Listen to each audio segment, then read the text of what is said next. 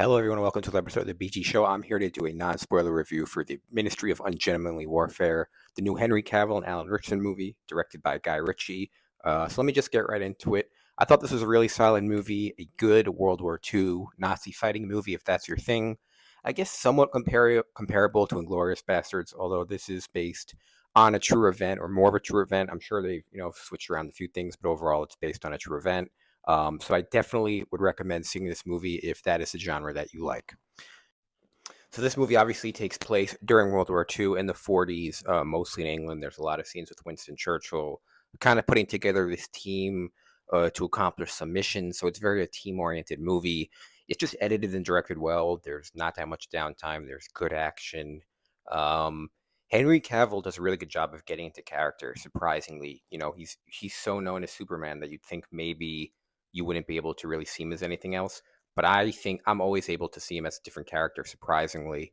Whereas the guy I always go back to, like Matt Damon, I always struggle with Matt Damon getting into character. So that's, I think, a big plus of this movie.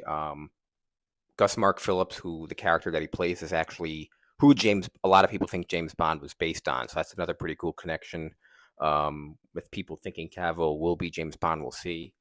Alan Ritchson did a good job. I know there's some drama around him or whatnot, but I'm not going to get into that. He's as big as ever in this movie. There's a couple of good side characters. There's a lot of explosions, a lot of guns. This movie's pretty gory. There's a lot of stabbing. I thought it was PG-13 until I saw someone's throat get slashed, and I quickly realized it wasn't. So there's good cursing. I don't think the performances are kind of as unique or crazy as Inglourious Bastards, which I think sets it apart. Um, but other than that, a really solid movie. My last takeaway from this movie is it's kind of interesting what movies come out in theaters versus what movies come out on streaming. I kind of feel like this and Roadhouse should have switched places. I feel like Roadhouse is more of a theater that you can watch with a crowd, and I feel like this is a movie that you can watch alone. It's more of a historical movie, even though it's entertaining.